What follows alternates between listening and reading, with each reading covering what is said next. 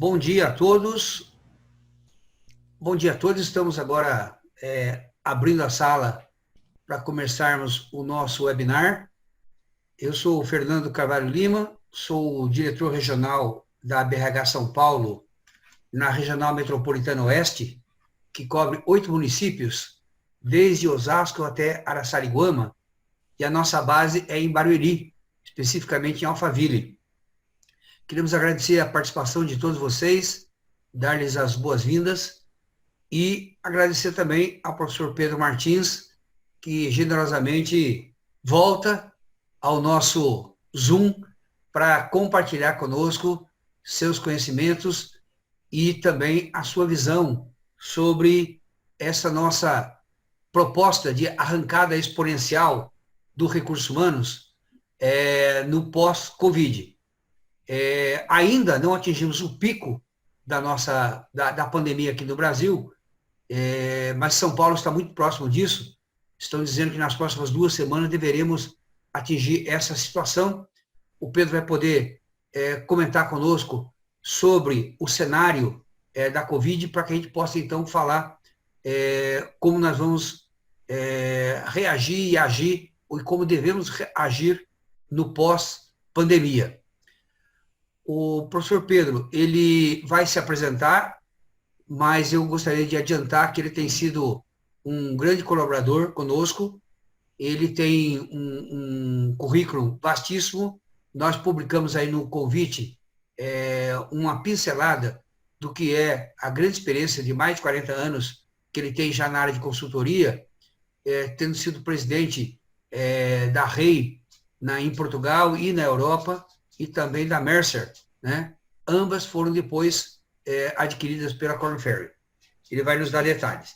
Então, eu quero desejar uma excelente reunião para todos vocês, agradecer aos nossos patrocinadores de gestão, vou mencioná-los no final da nossa reunião, e vamos dar prosseguimento, então. Professor Pedro, a palavra é com o senhor.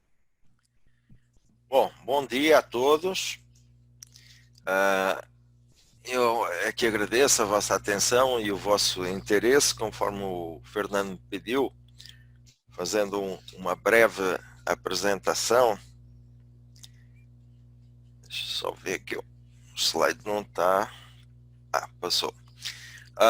Tenho 40 anos de consultoria e ensino universitário em 26 países, sou mestre em Psicologia Organizacional, doutor em Administração. Neste momento, na consultoria, sou o líder, portanto, o CEO das minhas diversas consultorias. A PM Hub é a holding que agrupa o Agile Transformation Lab, que é uma consultoria que visa transformar os modelos de gestão e as estruturas organizacionais em Agile. A PM International Consulting tem foco em produtividade e performance. A Sedlex é uma consultoria jurídica. A Nexus é uma HR Tech. E a Management 5.0 Roundtable é uma organizadora de eventos, palestras, jantares de networking, etc. A minha atividade académica, neste momento, sou reitor da Euro-American Business School, membro do Singularity University, membro do Conselho Supremo da Global Academy of Finance and Management nos Estados Unidos. Em termos de organizações profissionais, sou membro do Board Mundial do International Management Consultant Board, que é a Federação Mundial de Associações de Consultores. Sou conselheiro do Instituto Micropower, curador do Ultimate HR, membro do Grêmio Literário, que seria o equivalente em Portugal à Academia Brasileira de Letras. Enfim, o Fernando já falou um pouco do meu passado. Fui presidente da Mercer e do A-Group, diretor do grupo Segos, que é o meu grupo de treinamento do mundo, francês, professor em várias universidades da Europa, Estados Unidos, África, Brasil, etc. E no campo associativo já fui diretor do Comitê Científico da BRH São Paulo e presidente da Ordem dos Consultores do Brasil e o equivalente de Portugal, que é o IPCG. Bom, eu gostava de fazer alguns esclarecimentos prévios, não é? Infelizmente, os últimos tempos no Brasil têm sido muito acalorados e qualquer dos temas que se discute acaba sempre por cair na bipolarização política e obviamente que eu rejeito esse tipo de abordagem nesta webinar que eu vou fazer. Não é? Por outro lado, nós também vivemos um certo culto da ignorância em que um post num WhatsApp acaba por ter o mesmo valor que um estudo científico e há muito aquela ideia de que cada um acredita naquilo que quiser. Obviamente cada um pode acreditar no que quiser, mas o peso de uma pesquisa científica é muito maior do que o peso de uma opinião avulsa. E, portanto, eu vou-me procurar focar naquilo que é conhecimento científico, tanto do ponto de vista sanitário quanto económico. Né? Alguns dos temas que eu vou falar aqui são recorrentes, mas eu procurei trazer os dados da última semana. E é interessante, porque eu fiz uma palestra sobre este tema há 5 dias atrás, e quando ontem fui rever os slides, eu tive que mudar praticamente metade dos slides, porque a situação está a evoluir tão rapidamente que os dados estão a aflorar com um volume tão grande que nós temos que nos atualizar praticamente hora a hora. E também, como já viram pelo meu sotaque, eu sou português, os portugueses não são propriamente o povo mais alegre e otimista do mundo, por isso é que cantamos fado, não é? Que é uma lamúria. E o brasileiro, pelo contrário, o brasileiro é muito otimista. Então, por vezes as pessoas ficam um pouco chocadas se eu estou sendo pessimista, etc., na minha abordagem. Eu procuro não confundir desejo com realidade. Obviamente o desejo era só falar coisas boas e coisas positivas, mas a realidade, infelizmente, não me dá essa liberdade, digamos assim. A primeira questão que eu acho que é importante nós termos em atenção é que não existem receitas de bolo prontas para definir o que é, de facto, o pós-pandemia. Não é? Nós só sabemos que nada sabemos sobre o assunto. A situação que nós estamos é relativamente fácil de diagnosticar. O que vai acontecer no pós-pandemia é pura especulação. Então, quando eu vejo alguns cursos de profetas que têm soluções mágicas para serem bem-sucedidos no pós-pandemia, eu confesso que fico preocupado se alguma pessoa dá credibilidade a essas soluções mágicas, porque isso pode dar, com certeza, origem a grandes decepções no futuro. Não é? Mas aquilo que eu proponho é nós juntos, de forma colaborativa, aprendermos o mais rapidamente possível a criar esse futuro melhor. Então, para começar, temos que nos preparar para todos os cenários possíveis, os mais otimistas e os mais pessimistas. Os mais otimistas no pós-pandemia, com certeza, que é manter o melhor que a quarentena e a pandemia nos trouxe, não é? Estamos aprendendo a viver sem o supérfluo, não é? Nós, muitas coisas que dávamos valor, estamos a dar muito menos valor. Trabalhar um ano inteiro para ter carro zero, hoje ter o carro zero na garagem não deve ser, com certeza, muito interessante. Passar meses a trabalhar para ter um relógio de 20 mil ou 30 mil reais e agora não usar também não deve ser um bom investimento.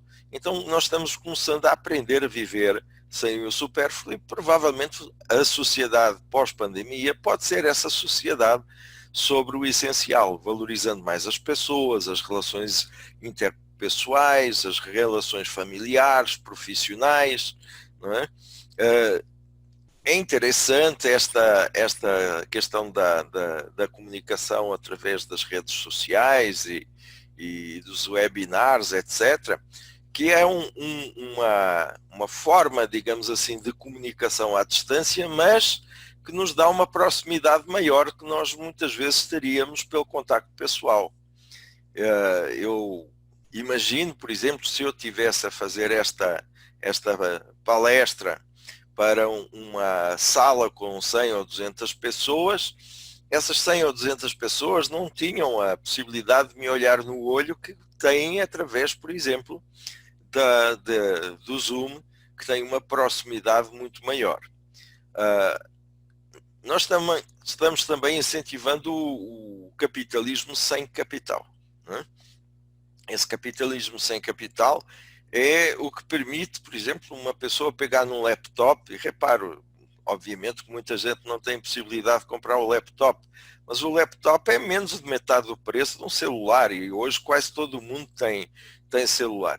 E com esse laptop cria uma startup e um ano depois pode ter um unicórnio. Então não precisa ter um capital para ser empreendedor e começar um novo empreendimento. O pós-pandemia pode também consolidar a economia colaborativa, incentivar a produtividade e qualidade de vida com tecnologia. Eu julgo que todos partilham da minha experiência de que trabalhar em casa se trabalha muito mais do que trabalhar no escritório, mas por outro lado também nos dá uma qualidade de vida. Podemos nos alimentar melhor, fazer a comida em casa, aqueles que vivem com filhos ou com outros parentes, ter um convívio familiar muito maior. Isso, enfim, foi descrito lá atrás, em 2016, 2017, pelo governo japonês como Sociedade 5.0, mas que até então era um mundo ideal, hoje vivemos no dia a dia como uma coisa prática, não é? E também, não menos importante, nós estamos num mundo menos poluído, não é? Havendo menos circulação e menos indústria, acaba por a poluição ser menor. Então, o melhor dos cenários talvez seja manter o melhor que nós trazemos da pandemia. Mas também não podemos ignorar que o futuro pode ter o cenário oposto. Pode vir a lei, o império do mais forte, não é? O sacrifício dos pequenos empresários e dos países pobres, que são dominados pelos países mais ricos e pelas empresas maiores, não é? Os mercados podem se fechar mais, ser mais protecionistas. Nós estamos a ver, felizmente, nesta questão das vacinas, o inverso, não é? Estamos a ver 40 países que se uniram para, em conjunto, procurar uma vacina para o coronavírus. Mas também sabemos que as guerras comerciais dos Estados Unidos, a China, etc., são guerras que vieram para ficar e nada nos diz que não possa acontecer que essa volta do fim da globalização e dos países mais fortes virarem governos autoritários e imperialistas que queiram dominar o mundo. A liberdade pode ser restrita, nós hoje vivemos em liberdade condicionada por razões sanitárias, mas vai que alguns governos tomam o gosto e querem manter essa liberdade mais restrita, não é? O próprio liberalismo está em risco, não é? Porque entrando nós numa crise económica muito violenta, provavelmente vamos ter mais intervenção do Estado e, havendo mais intervenção do Estado, obviamente, isso vai no sentido contrário daquilo que nós conhecemos hoje por liberalismo, não é? Também aquilo que no cenário melhor era muito valorizado, que eram os compromissos de ordem social, empresas com propósito social, nós podemos virar um capitalismo selvagem em que as questões ambientais deixam de ser importantes, as questões de solidariedade social, etc., deixam de ser importantes e, consequentemente, temos uma discriminação social e económica maior.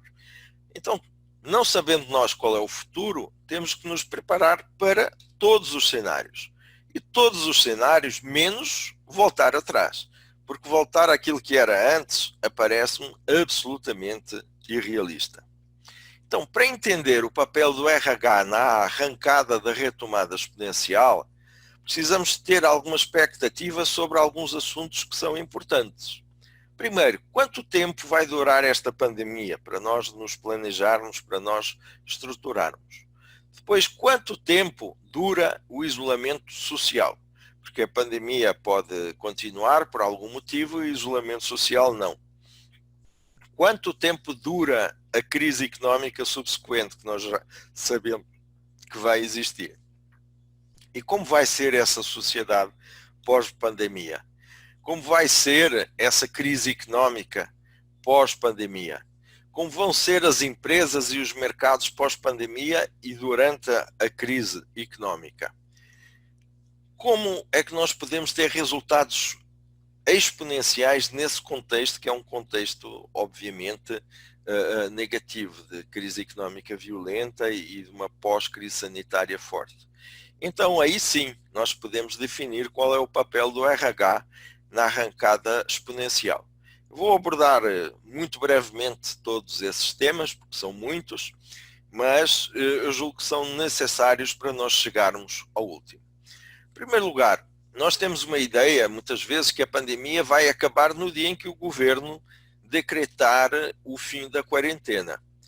Infelizmente, se dependesse do governo, seria muito fácil. Nós estaríamos, fazíamos aí as passeatas que tem havido, o governo ficava sob pressão, levantava a pandemia e acabava o problema, a economia continuava e deixaríamos de ter problemas sanitários e problemas económicos. Mas não é isso que acontece.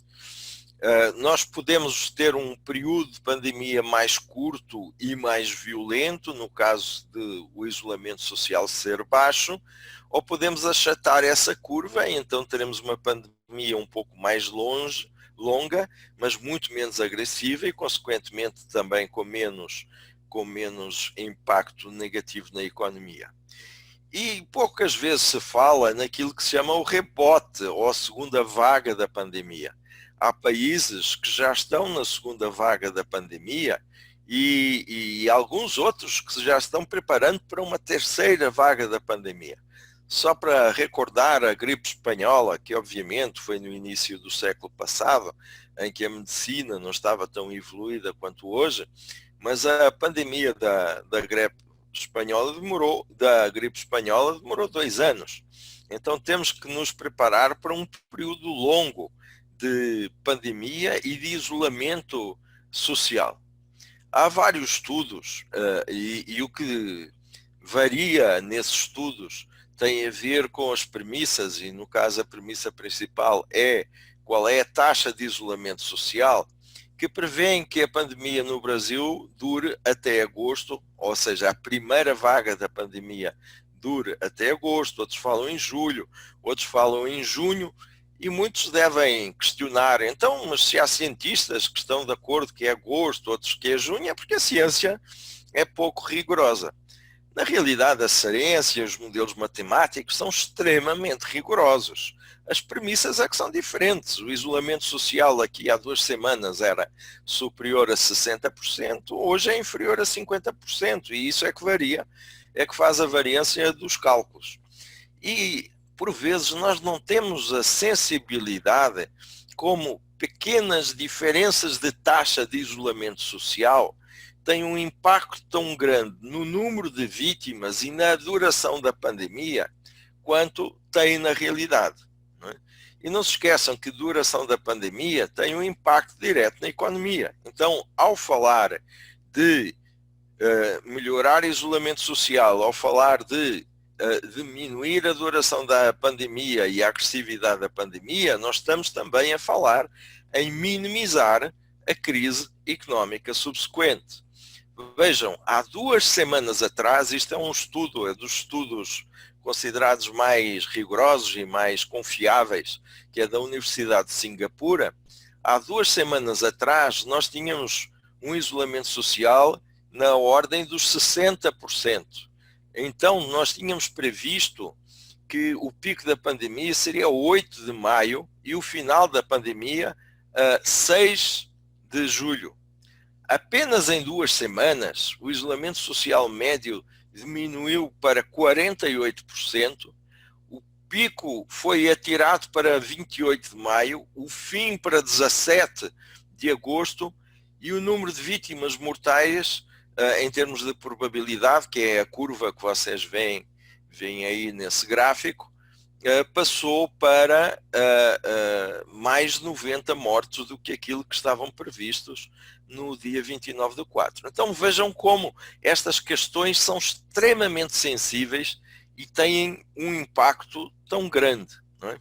Este estudo que eu referi da Universidade de Singapura tem o contributo também das universidades de Washington, Texas, Imperial College de Londres e o MIT, e só para vocês verem como são estudos absolutamente confiáveis, vocês vejam o estudo que foi feito para a Itália, e a curva que foi desenhada no início foi exatamente a curva que se verificou depois na realidade, não é?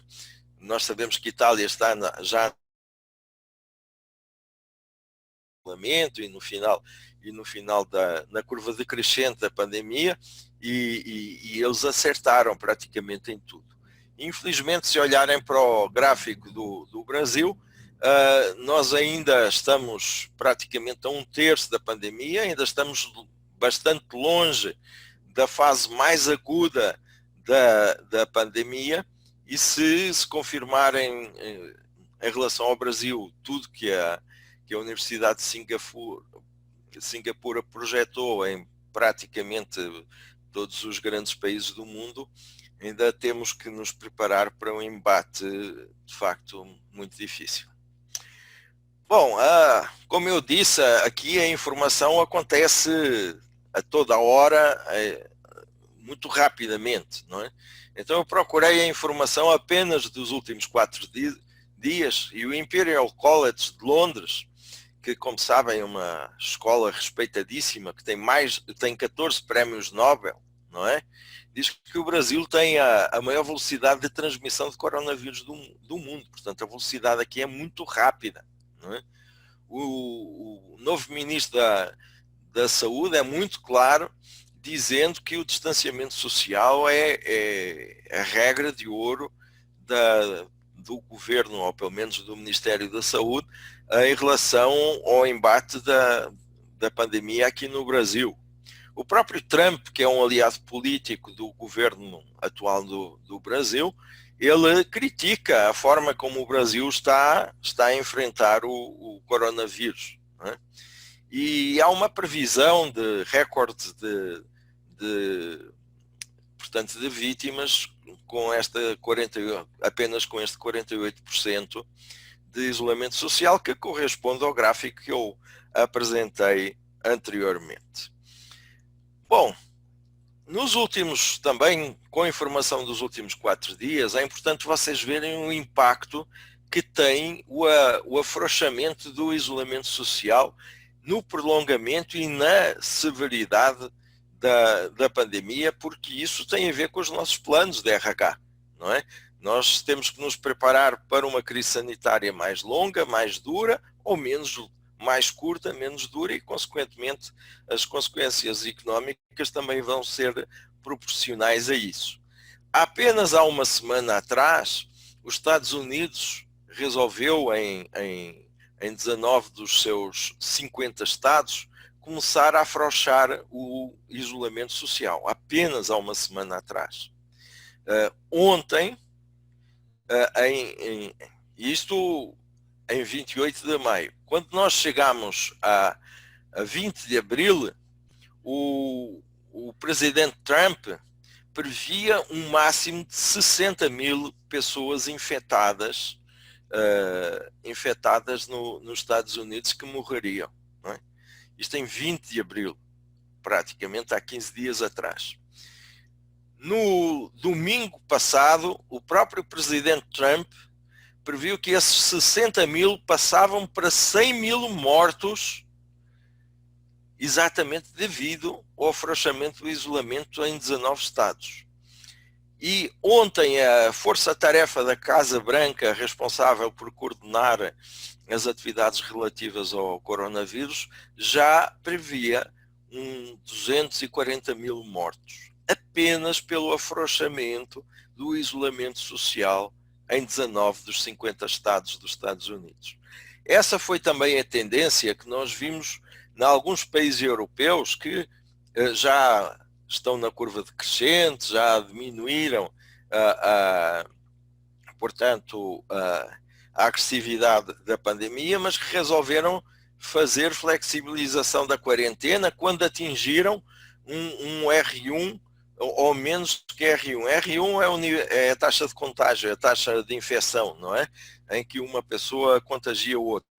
Só para lembrar, o Brasil neste momento está numa fase de R3, ou seja, cada pessoa infectada está infectando, está contagiando outras 3 pessoas. Mas nesses países que já tinham uma baixa taxa de contágio, por exemplo, no caso da Alemanha, teve logo como reação um crescimento exponencial de número de infectados e de mortos. O mesmo também aconteceu em Espanha. E os países mais resistentes, os países europeus mais resistentes à quarentena, os últimos a decretar a quarentena, o caso da Suécia, tornou-se no país nórdico com o maior número de vítimas, e no caso da Holanda, também atendendo à dimensão do país, num dos países mais vitimados. Uma das teorias como alternativa ao isolamento social é a testagem. Naturalmente, do ponto de vista teórico, seria a melhor forma de o fazer. E em alguns países, a testagem foi de facto experimentada como metodologia para diminuir o isolamento social. Nós, como sabemos, o Brasil tem o tamanho de um continente e tem regiões com níveis de contágio diferentes. Só que isso obrigaria a uma testagem em massa, que nós já vimos que não resultou noutros países, e obrigaria aquilo que nós chamamos as cercas sanitárias, que era isolar determinadas cidades e determinadas regiões para que ninguém entrasse e ninguém saísse. Isso foi feito na Itália, foi feito na Espanha, foi feito em Portugal, mas eu acredito que devido à dimensão do território brasileiro seria muito difícil fazer aqui. Então, nós temos que ver, em primeiro lugar, que em todo o mundo há uma subnotificação de casos, atendendo à enorme dificuldade de desenvolver testes e dos próprios testes que existem neste momento estarem muito longe de serem 100% confiáveis. Não é? A Fiocruz diz que no Brasil há 10 vezes menos notificação do que existe de facto nos casos. Vendo a taxa de testagem e ver onde é que isso funcionou como alternativa ao isolamento social, nós temos o caso da Islândia, o caso da Coreia do Sul, em que foram feitos 120 testes por cada 100 mil habitantes e dessa forma eles conseguiram diminuir bastante a necessidade do isolamento social. Países como a Alemanha e a Itália, em que conseguiram fazer já numa fase adiantada da pandemia um número de testes ainda longe do ideal, mas já expressivo, o caso de 25 testes por cada 100 mil habitantes, funcionou para que esses países, que a curva de evolução começasse a ser decrescente. Não é? Agora, onde ela foi ineficaz foi nos Estados Unidos, em que apenas foram feitos 12 testes por cada 100 mil habitantes. No caso do Equador, que nós, infelizmente, vimos imagens na TV de mortos na rua, que nem sequer havia até uma crise funerária, que nem sequer conseguiam recolher o número de mortos. E a taxa no Brasil acaba por ser preocupante porque é apenas de 0,6 por cada 100 mil habitantes. Então aquilo que começou por ser a política do novo Ministro da Saúde, ele em 17/4 defendia a testagem da população como a melhor forma de conter a pandemia no Brasil e consequentemente haveria menos necessidade de isolamento social. Isso disse ele em 17/4, em 20/4 ele disse que queria comprar 46 milhões de testes para fazer a testagem em massa no Brasil.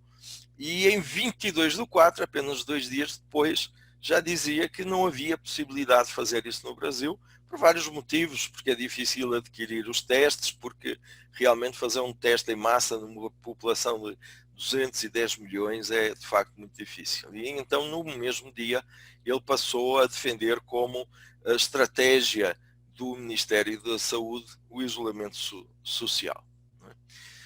Mas, como eu disse, só estamos a falar da primeira pandemia. Temos que nos preparar também para a segunda vaga da pandemia. No caso da gripe espanhola, a segunda vaga foi bastante mais letal e nós estamos a ver que países, Japão, Singapura, a China, que tinham saído bem da primeira vaga, estão já a ter um rebote da segunda vaga, e o caso de Itália, que já se está a preparar para uma terceira vaga.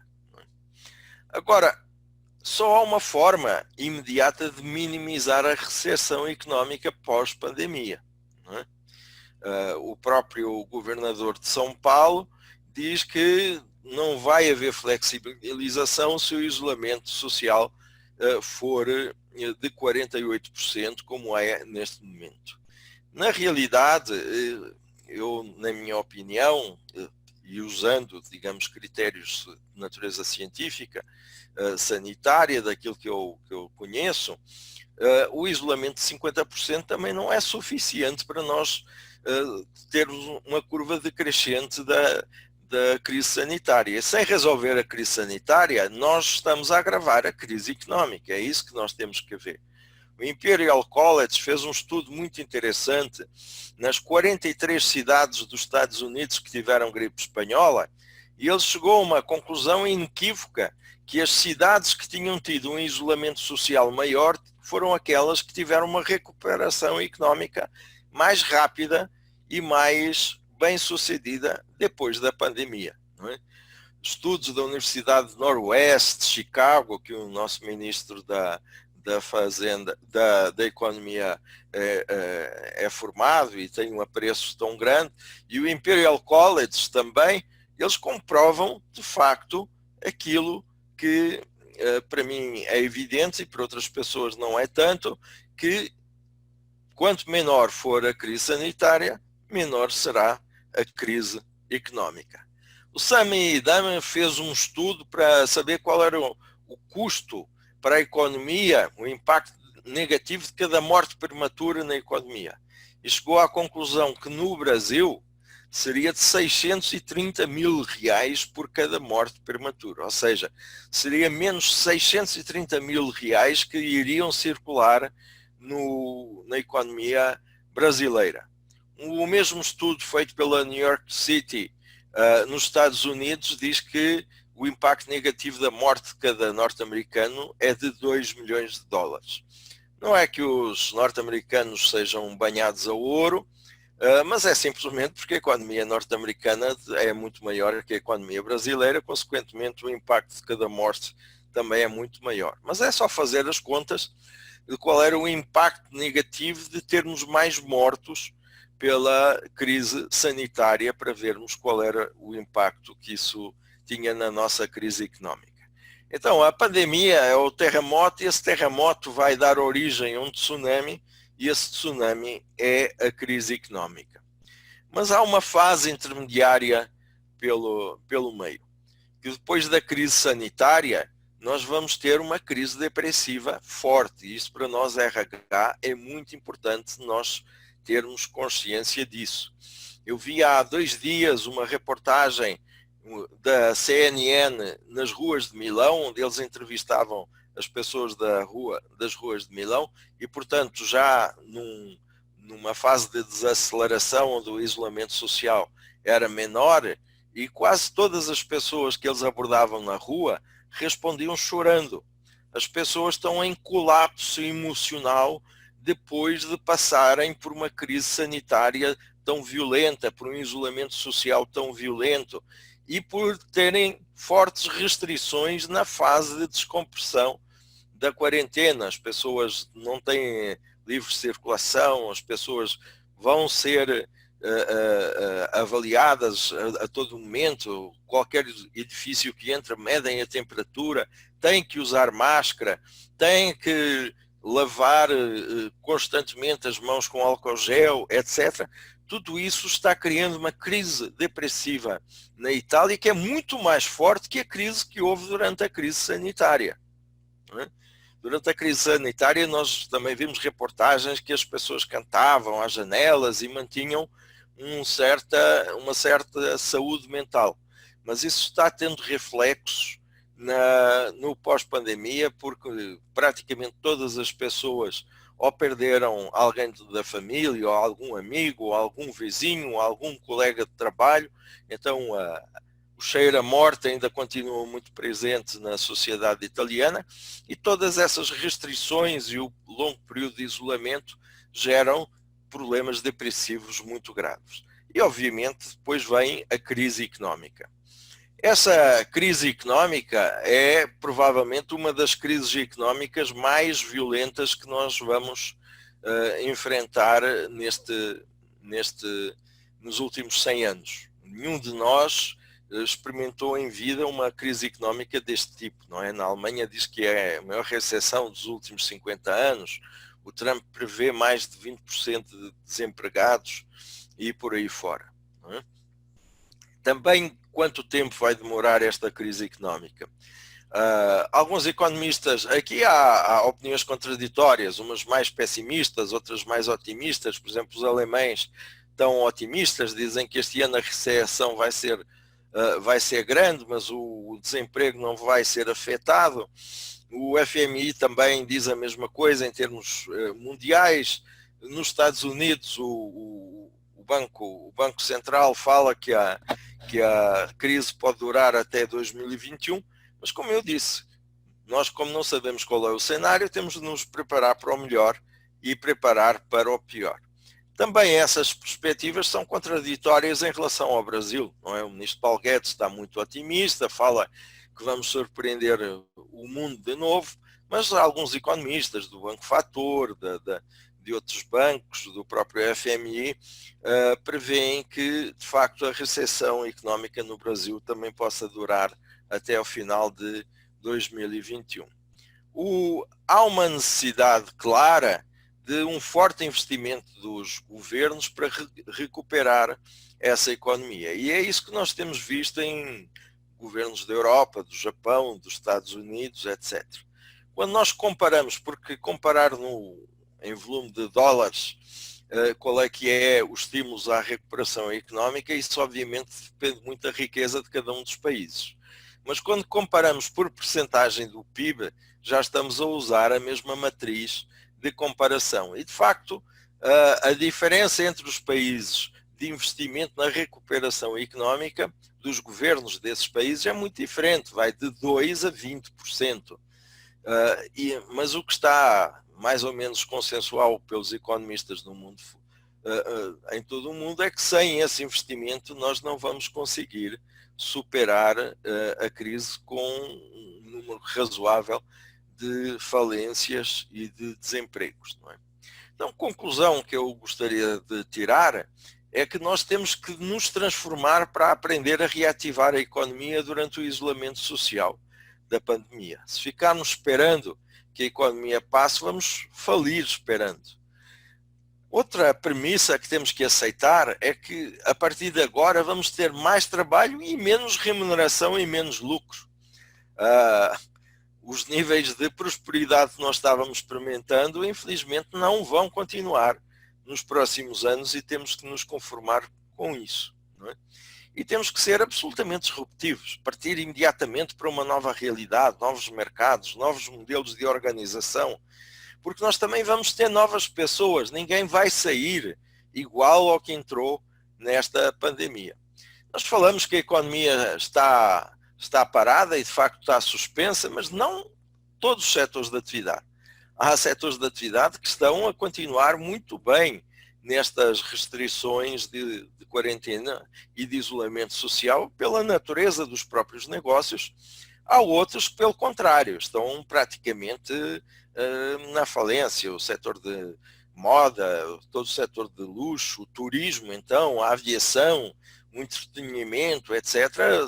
Enfim, o número de falências aí vão ser absolutamente catastróficas. Mas, como eu disse, nem todos os setores estão ruins. Quando nós conseguimos ser disruptivos, nós conseguimos ter sucesso mesmo em cenários altamente negativos como este que eu tracei. Muitos negócios passaram a usar o e-commerce que não usavam. Por exemplo, empresas de higienização neste momento têm uma procura absurda. Nós temos que criar novas formas de fast food. Por exemplo, a comida que nós podemos comer com a mão, visto que nós não podemos usar os restaurantes. Agora vamos voltar a trabalhar nas empresas, já não vai haver o restaurante comida ao quilo do lado para podermos almoçar. Temos que comprar a comida no guichê do restaurante e comer com a mão. Então temos que recriar esse tipo de comida de fast food. Não podemos ir ao cinema, mas podemos ter um cinema de autorama. As igrejas não podem abrir, mas eu já vi cultos em drive-in.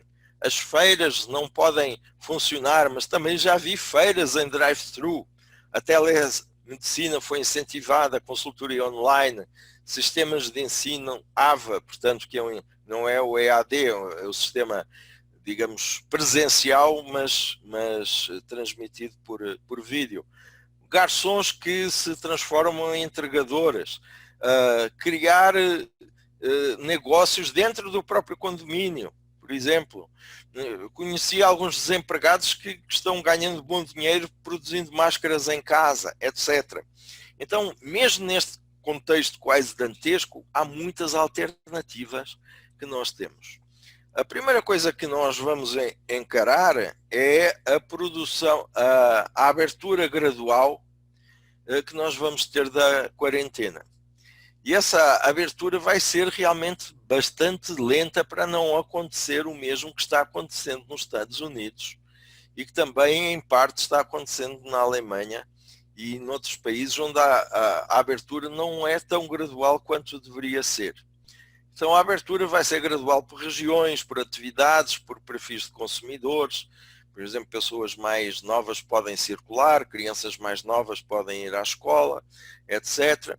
Vão abrir primeiro as creches e o ensino fundamental. Primeiro vai ser o pequeno comércio, mas, por exemplo, em Portugal só podem entrar 2 pessoas por vez nos hortifrutis, nos pequenos hortifrutis. Depois vêm os restaurantes, mas apenas com 1/3 da ocupação. Em Espanha, por exemplo, há divisórias de acrílico entre as mesas. Um princípio que vai ser que vai durar bastante tempo é um distanciamento mínimo de 2 metros entre todas as pessoas, isto quer nas empresas, quer no comércio. Isto vai acabar com todos os negócios low cost. Vocês vejam, por exemplo, um avião em que as pessoas têm de ficar a 2 metros de distância umas das outras, os bilhetes de avião vão triplicar de preço ou mais do que isso, não é? Terem que usar sempre a máscara, medirem a temperatura na entrada de qualquer espaço fechado, seja um shopping, seja uma empresa, seja o condomínio onde moram, etc. Em Portugal já estão a distribuir senhas para ir à praia em junho, não é? As praias vão ter um número limitado de pessoas e vão estar limitadas na areia exatamente o quadrado que a pessoa pode usar, que ela tem direito, e as próprias fronteiras devem ficar fechadas pelo menos até ao 3º trimestre. Então, esta abertura gradual da quarentena também vai criar necessidades específicas ao nível dos recursos humanos. Mas a sociedade pós-pandemia também nos traz novas oportunidades de mercado. No sentido mais otimista, vamos ter uma sociedade mais colaborativa e solidária. Consequentemente, os negócios de troca talvez sejam negócios que sejam incentivados. Vai ser mais regionalista, vamos apreciar mais as coisas locais do que as coisas globais. Então muita coisa que vinha da China, que vinha da Ásia, etc., passa a não ser tão valorizada quanto outras semelhantes, mesmo a um custo superior, que possam ser produzidas localmente. Os grandes blocos internacionais vão provavelmente desaparecer, então vai haver mais protecionismo às empresas nacionais. Vai haver mais proteção social, porque vai haver mais desemprego, vai haver mais problemas com a saúde, consequentemente o Estado vai ter que intervir mais. Se o Estado intervém mais, vamos ter mais impostos, não é? Mas também há coisas boas, vai haver uma aceleração digital maior, portanto, todos os negócios digitais vão ser favorecidos, uma aceleração agile, portanto, consultoria na área agile também vai ser beneficiada, uma aceleração de startups com incentivos globais, dando uma vez mais o exemplo português, porque eu fiz recentemente uma palestra sobre o case português, tenho isso na ponta da língua. O governo português deu incentivos a fundo perdido de mais de 100 mil euros a 2.500 startups, exatamente para que elas fossem inovadoras de novos negócios da pós-pandemia. Vamos ter mais sustentabilidade, mais valorização da saúde, portanto, negócios ligados à alimentação, ao exercício, etc., vão ser, de facto, valorizados. E vamos entrar também numa nova economia, chamada economia de low touch, de baixo nível de contacto humano, em que todas as pessoas vão estar a 2 metros de distância e vão usar máscaras. Então, negócios relacionados, por exemplo, com inbound marketing, com empresas de propósito, com a valorização do humano. E aqui a valorização do humano não é ao nível individual, mas ao nível coletivo. Isso é um aspecto que o RH tem que ter em consideração, em que as políticas de RH devem ser feitas para o coletivo e não especificamente para o indivíduo. Em que haja uma nova noção de espaço, de local e de tempo, na medida em que nós vamos ter, de facto, nós não vamos trabalhar em home office, nós vamos trabalhar em where you are office, portanto, nós podemos trabalhar em qualquer lugar, num hotel, num cliente, na praia, no banheiro, e portanto a dimensão de espaço, tempo e local passa a ser outra na economia do low touch, não é? Os trabalhos e serviços remotos vão ser valorizados. Outra situação muito interessante na economia low touch é que a casa é que passa a ser o centro de produção e consumo. Só não é produzido em casa e só não é consumido em casa aquilo que não for mesmo possível. Portanto, todas as profissões que puderem ser realizadas em casa vão fazer. Tudo que nós pudermos consumir em casa, alimentação, entretenimento, etc., isso vai acontecer. Com a crise económica, provavelmente, e com a introdução de tecnologia também, estamos a caminho do fim do trabalho full-time e do trabalho permanente. Nós vamos passar a trabalhar mais por projeto. Vamos ter uma logística muito mais capilar e muito mais complexa, porque ela tem que atender a muito mais pessoas, e vão surgir novas necessidades de consumo. Provavelmente vamos usar menos carros individuais, mais transportes coletivos, os espaços corporativos vão diminuir, as pessoas vão trabalhar mais ao home office, consequentemente as casas têm que estar preparadas para o home office, tem que ter uma dependência maior, de facto, dos produtores locais. Portanto, a humanidade não pode estar sujeita a que a China forneça os EPIs, por exemplo. Tem de haver mais produtores de EPIs pelo mundo, e as viagens internacionais estão, de facto, comprometidas. Bom, essa transformação pós-pandemia tem de ser feita de uma forma colaborativa. Se nós vamos tentar fazer isso sozinhos, não vai dar certo. Nós temos que construir peer groups, como este da ABRH, grupos entre pares, onde nós trocamos experiências. A consultoria tem que deixar de ser essa consultoria de outsourcing que foi nos últimos anos, para ser uma consultoria de aconselhamento e de trabalhar a 4 mãos com o cliente. Nós temos que identificar o conceito de jornada de cliente, ou de jornada de execução, também ao nível entre parceiros, como cadeias de valor produtivas. E do ponto de vista da aprendizagem, também temos que encarar a aprendizagem como uma rede colaborativa. Então, a palavra de ordem no pós-pandemia é a transformação colaborativa. E o que é que o RH aprendeu durante esta pandemia? Não é? Primeiro é que as pessoas estão muito mais abertas à mudança e são muito mais disruptivas e serenas do que muitas vezes o RH imaginava. Quantas vezes nós ouvimos falar, não, temos que fazer esta mudança, mas tem de ser gradual, lenta, as pessoas não estão preparadas. Agora foi no susto, mas todo mundo deu uma volta de 180 graus muito rápida e relativamente bem sucedida na esmagadora maioria dos casos. Não é? Os grandes projetos de transformação agile, digital e organização que estavam na gaveta foram postos no dia a dia com grande rapidez. Houve uma maior humanização do trabalho. Os gestores passaram a ter mais proximidade, mais contacto com os colaboradores, mesmo apesar de ser virtual. Ficou mais claro que o que é essencial e acessório no funcionamento das organizações. Portanto, nós fomos obrigados a ir diretos ao essencial. A dinâmica entre as diversas áreas da empresa, finanças, marketing, vendas, RH, TI, etc., foi muito mais incrementada, muito mais consolidada. Ficou mais claro que as organizações funcionam melhor com melhores processos, com mais tecnologia e menos gente, mas mais capacitada. Isso, eventualmente, era aquilo que todos nós pensávamos antes. Agora comprovamos isso na prática. E as pessoas acabaram por ser muito mais produtivas se fossem empoderadas. Não é?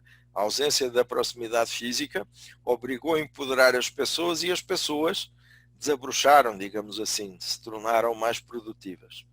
E o trabalho remoto também valorizou a comunicação.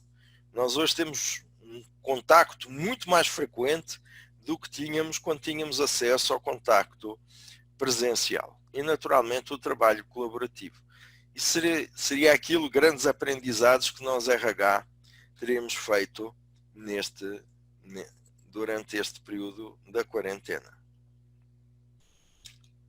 Pedro, já temos alguns comentários, algumas perguntas aqui. Você tem ainda mais telas para falar? Tenho mais 2 telas. Ok. Então, o que é que o RH vai manter? O que é que o RH vai manter pós-pandemia?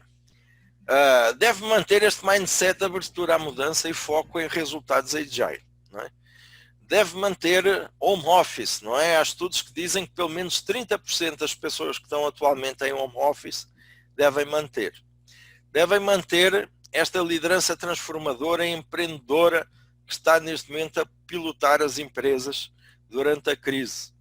Provavelmente as reuniões virtuais vão continuar mesmo que as pessoas estejam presentes no escritório, porque evita deslocações e são muito mais curtas e muito mais práticas. O conceito do lifelong learning, da aprendizagem ao longo da vida e educação executiva remota, que não é necessariamente EAD, também vai se manter pós-pandemia. Não é? E esta atenção que nós estamos a dar hoje às condições de trabalho, saúde dos colaboradores, incluindo a saúde mental, também vai ser mantida. Nós vamos transformar as empresas em exponenciais na economia low touch, exatamente numa gestão fundada em dados, no Big Data. Temos que entender as necessidades dos novos mercados e produtos, diferenciar-se no mercado pelo propósito, ter uma obsessão pela produtividade e pela performance, simplificar processos e estruturas organizacionais agile, desenhar um modelo da accountability da empresa, focar em metas não só de eficiência, mas também de resiliência, estabelecer uma rede capilar de valor com parceiros, incluindo startups, fortalecer os fornecedores locais e não ter dependência de fornecedores globais, reduzir radicalmente custos, incluindo o real estate, e preparar-se para um mercado mais regulado do governo. E o nosso papel nessa arrancada é ser curador dessa transformação agile e digital para a economia low touch. é implementar essas reestruturações organizacionais profundas, infelizmente incluindo right sizing. Ter em consideração as condições sanitárias, preservar os grupos de risco, ser o acelerador da transformação digital, o acelerador da transformação agile também, dos modelos de gestão e dos processos. Implementar uma maior capilaridade de parceiros e também privilegiar o online learning. Nós não podemos esquecer é que o vencedor não será o mais forte, mas aquele que melhor se adaptar a esta realidade. E um lema que eu tenho seguido, desde que começou toda esta crise, é que nós temos que esperar o melhor, preparar para o pior e encarar aquilo que vier. Então, agradeço muito a vossa paciência, já vai longa a minha exposição e estou aberto aí a comentários e perguntas. E Muito aproveito bem. para deixar os meus contactos se quiserem falar comigo. Muito bem, Pedro, muito obrigado. Ainda temos alguns minutos para a gente poder interagir um pouco com os participantes. Nós temos aqui algumas questões. A primeira delas agradece a sua excelente exposição, o conteúdo muito bem organizado, mas ele gostaria de ouvir um pouco mais sobre os desafios que você enxerga para um país continental como o Brasil, que tem problema de baixa escolaridade, alta desigualdade econômica, socioeconômica, né? Ele ainda tem dificuldade em enxergar a aplicabilidade no Brasil de medidas tomadas na Europa, por exemplo, né? Bom, repare, nós hoje vivemos numa sociedade global. De facto, nós temos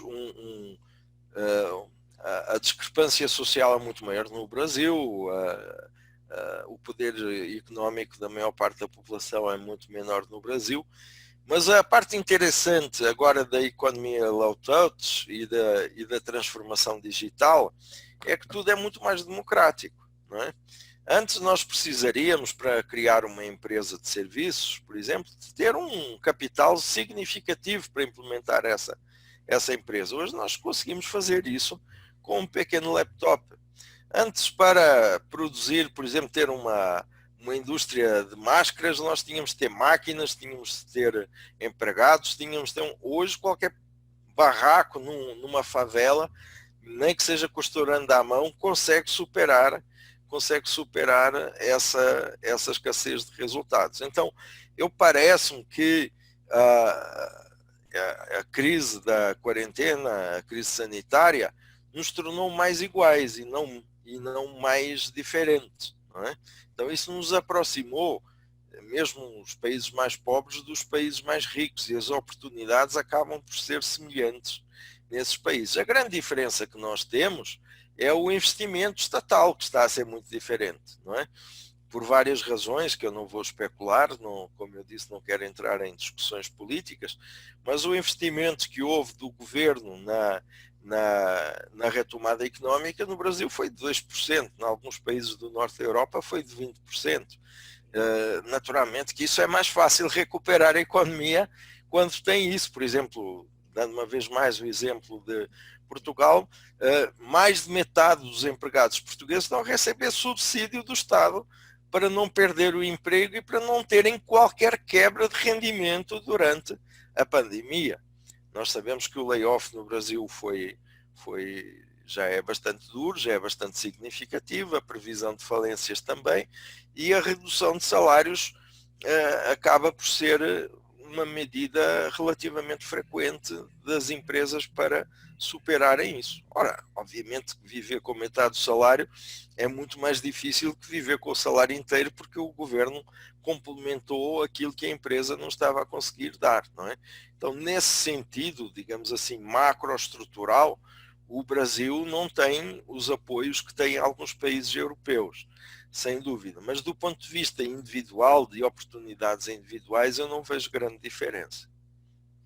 Pedro, eu tive a oportunidade de implementar na minha empresa as medidas de redução de salário, por exemplo.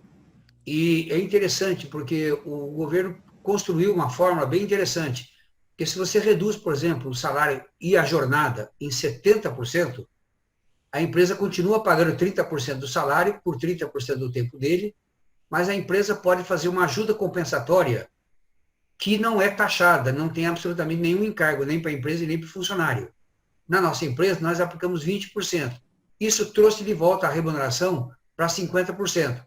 Os outros 50% foram complementados pelo governo através dos fundos de desemprego, né? O salário de desemprego.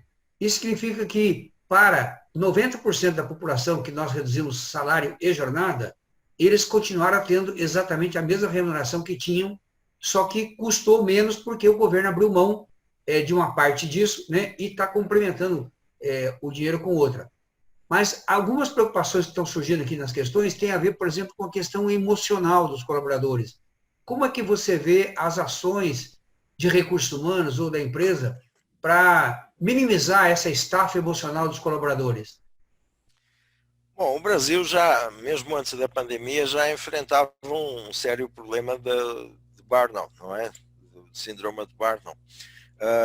Na segurança social, o crescimento do número eu não sei, aqui, quando a pessoa não vai trabalhar por recomendação médica, como é que se chama? Baixa médica?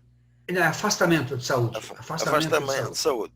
Os afastamentos de saúde estavam a aumentar 135% por ano, por causa do burnout. Então o crescimento do burnout já era extremamente significativo.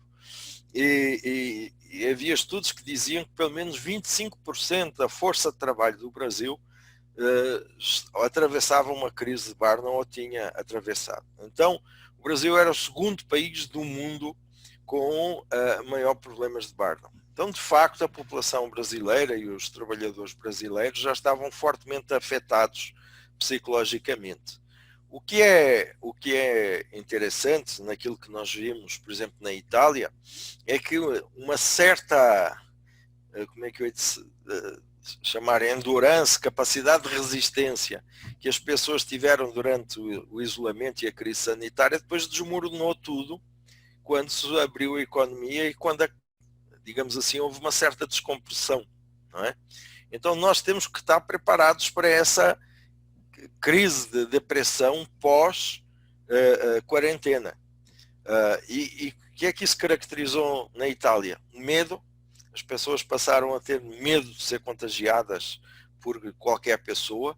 Apesar do isolamento ter sido afrouxado, as pessoas não tinham a certeza se isso era suficiente para preservar a sua saúde.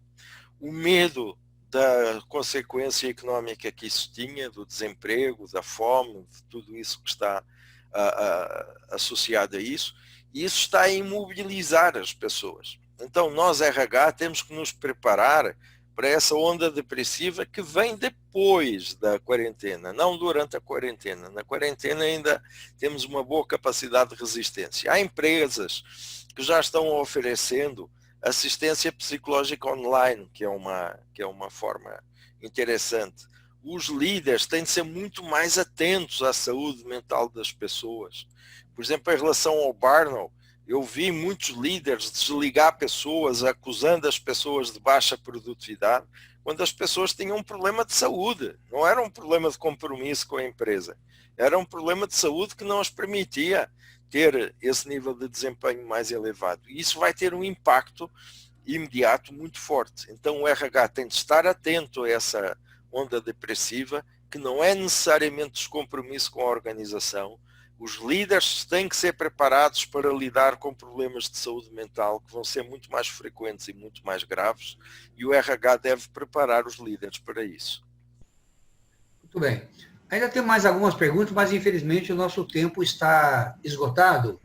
Eu gostaria de agradecer aqui os nossos patrocinadores, a Consiga Mais, a Laureate Universities, a Lee Hash Harrison, McDonald's, a MetLife, a ProPay e o Santander, e ao professor Pedro por disponibilizar gentilmente o seu tempo para compartilhar conosco nossos conhecimentos. Nós vamos direcionar essas perguntas para o professor Pedro e em próximos pronunciamentos vamos ver se o professor Pedro tem condições de endereçar essas questões que foram colocadas aqui. Queremos agradecer a Seccional São Paulo, através da figura da Gisele e da Roberta, que nos deram todo o apoio para essa organização do webinar. e a todos vocês que estiveram presentes aqui conosco, desejando um excelente dia, uma excelente semana e um excelente retorno pós-pandemia a todos nós.